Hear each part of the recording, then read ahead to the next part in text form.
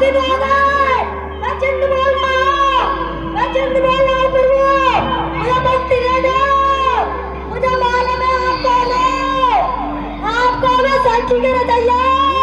मैंने जान लिया, मैंने पहचान लिया, आप तो धर्म आपको आ चुके हैं। हरि परमात्मा मुझे मुक्ति दे दो।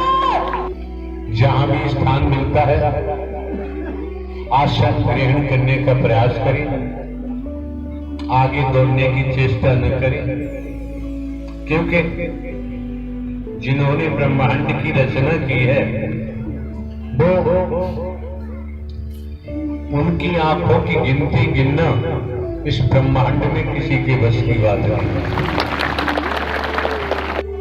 एक देवी स्वरूपा का ही परिचय देना चाहिए। नारायण साकार की संपूर्ण ब्रह्मांड में सदा सदा के लिए जय जयकार हो, जय जयकार हो, जय जयकार हो।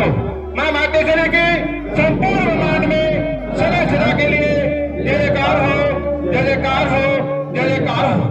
सर्वप्रथम जब मैं सत्य के साथ में नहीं जुड़ा था, नहीं आता था, क्या सत्संगत मैं बहुत परेशान था। सेना की नौकरी करने के बाद 2013 में मैं पेंशन आया। 2014 में नारायण सागर का सबका साथ इटावा निवास गार्ड में चल रहा था।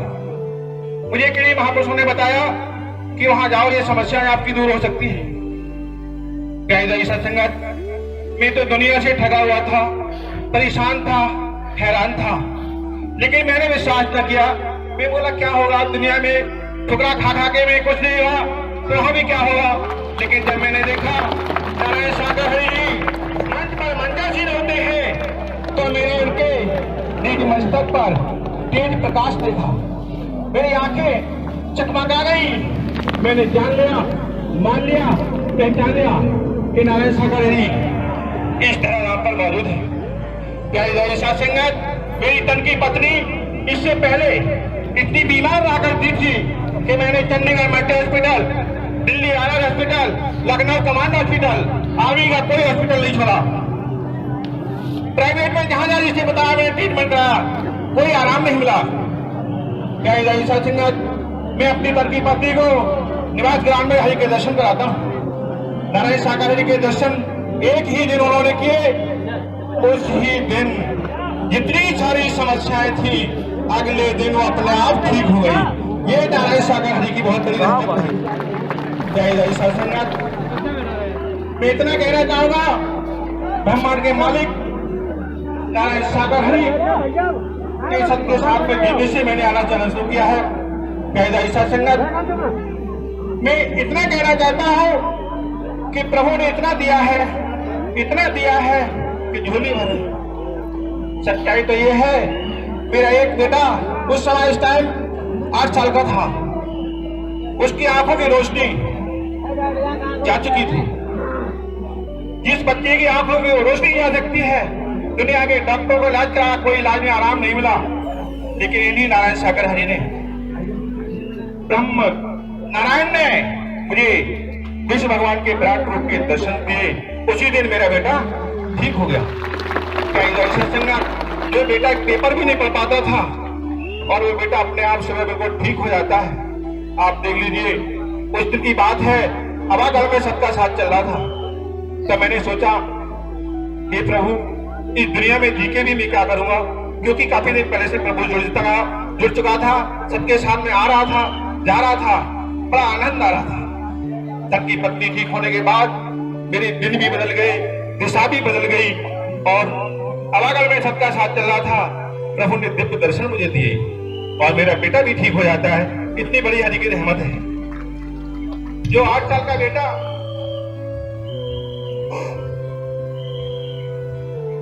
बाद के दौर में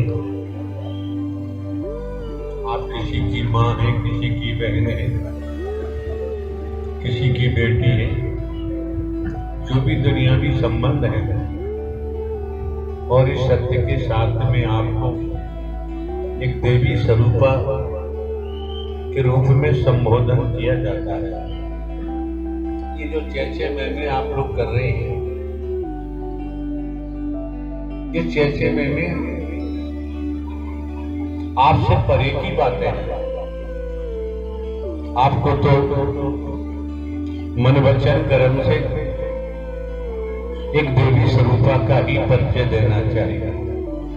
जहां भी स्थान मिलता है आसन ग्रहण करने का प्रयास करें, आगे दौड़ने की चेष्टा न करें, क्योंकि जिन्होंने ब्रह्मांड की रचना की है वो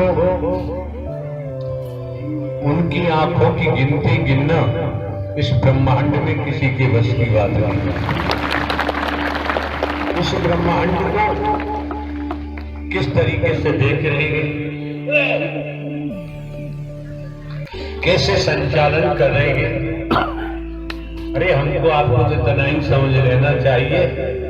पति पत्नी जब सहवास में जाते हैं, एक कतरा वीर का रज का मिलता है, गर्भाशय में जाता है, कितने समय में आपके शरीर की रचना मां के पेट में ही हो जाती है। जब बाहर निकलते हैं तो समझो कौन है।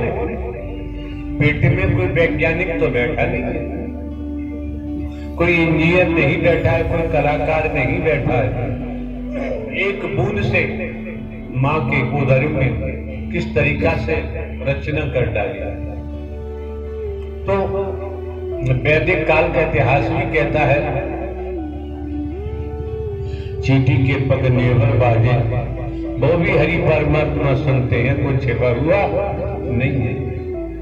और हमारे द्वारा भले ही हम हर कार्य चौकीदार बन के हम काम करते हैं, सेवा करते हैं, हमारे द्वारा भी कहा गया है परमात्मा आपके कानों से आपको सुन रहा है, आपकी आंखों से देख रहा है, भैया बच के जाओगे कहां। हम कोई हवा में लाठी नहीं फहराते हैं, मिटा दे अपनी हस्ती अगर मर्तबा चाहे, दाना खाक में मिलके गुले गुलियार होता है। जब तक दाना उपजाऊ खेत में दाना डालोगे तो वो दाना मिट जाता है और उसमें से अंकुर निकल आता है, पौधा बनता है, देखभाल करते हैं तो वृक्ष बन जाता है। दाने में वृक्ष बनने की ताकत है, तो आपको भी समझना चाहिए एक इंसान से, मानव से, एक स्त्री पुरुष से आप में भी देवी और देवता बनने की ताकत है। अगर आप बनना चाहेंगे तो, अगर लुटेरे बनना चाहेंगे तो लुटेरे बन जाते हैं, व्यभिचारी बनना चाहते हैं तो व्यभिचारी हो जाते हैं, अपराधी बनना चाहते हैं तो अपराधी बन जाते हैं, घमंडी अहंकारी बनना चाहते हैं तो अहंकारी घमंडी बन जाते हैं। समझ सकते हैं। व्यापारी बनना चाहते हो तो बाबूजी व्यापारी बन जाते हैं, नौकरी करना चाहते हो तो कहीं न कहीं नौकरी मिल जाती है, नौकरी वाले बन जाते हैं, किसान बनना चाहते हो तो किसान भी बन जाते हैं। इन्हीं तनों का खेल चल रहा है पूरे जगत में। ये जनपद फिरोजाबाद, कस्बा, शिकोहाबाद, समस्त जनपद के मानव प्रेमी उपासक गणों ने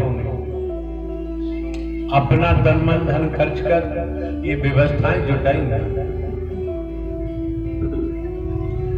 हम तो आने वाले महापुरुषों से एक नहीं अनेकों बार कहते हैं, आपको कथा करानी है तो साधु संत महात्मा को बुला लो। इतने मिशन संता पंथ है, गुरु जी को बुला लो, ज्ञानी ध्यानियों को बुला लो। हम न साधु है, न संत है, न महात्मा है, न बाबा साहबा है, न कथावाचक उपदेशक है। हम तो एक हरकारा चौकीदार बनकर आवाज देते आए हैं, जागो जागते फिर भी नहीं मानते। एक नहीं कई बार चक्कर काटते हैं तो समय आने का नियत करना पड़ता है। तो यहाँ है क्या, मानव धर्म सत्य था, है और रहेगा। आप लोग बुद्धिजीवी हैं, high school, intermediate, PMA, AA, LLB, LLM आदि डिग्रियां हासिल की हैं, कई डिप्लोमा हासिल किए हैं, ऊंचे ऊंचे पदों पर आरूढ़ है, धनवान है, पदवान। अब समझ सकते हैं जब एक आवाज आई कि मानव धर्म सत्य था, है और रहेगा, इस आवाज को, इन शब्दों को कैच किसने किया, इन शब्दों को किसने पकड़ा? लेकिन पहले से ही ढोंग, पाखंड, आडंबर, अंधविश्वास, घोषणा, भेदभाव पकड़ा हुआ है। जब तक ये खाली नहीं होगा तब तक, ये खुलासा कर रहे हैं हम, आपकी समझ में आए ना जाए आप जाने, हम कभी किसी का खंडन मंडन नहीं करते। क्यों? वो शरीर, वो घट कौन सा था, वहां से वह शब्द का प्राकट हुआ जो ब्रह्मांड की रचना हुई। दुनिया भी शिक्षा पाई है, उसमें भी बहुत कुछ दर्शाया गया है।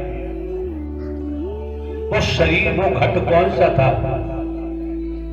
उस शब्द का प्राकट हुआ जो संचालन हो रहा है। वो घट कौन सा है, वो शरीर कौन सा है, जहां से वह शब्द का प्राकट होगा जो संहारक कार्य भी होगा।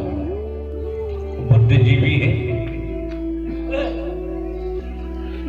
शंकर, ब्रह्मा, विष्णु, राम, श्री कृष्ण, देवी दुर्गा, हनुमान जी, गौतम बुद्ध, महावीर, जैन, सब तमाम हस्तियों का नाम वैदिक काल के इतिहास में आता है। और लेख में उनका चरित्र भी आता है, लेख में बहुत कुछ आता है। लेकिन हम भले ही हरकारा चौकीदार बन के काम करते हैं, श्रीमान जी, हमने तो समस्त संसार रूपी समाज, संसार रूपी समाज हमारे लिए दुनिया एक राष्ट्र है, शुरू से ही निकलता है, तो समझ सकते हैं वैदिक काल का इतिहास। लेकिन हमारे द्वारा स्पष्ट आने वाले महापुरुषों को दर्शाया गया है, क्योंकि लगभग दुनियावी कैलेंडर के मुताबिक हमको 20 वर्ष इस मार्ग में हो चुके। हम भी सर्विस करते थे,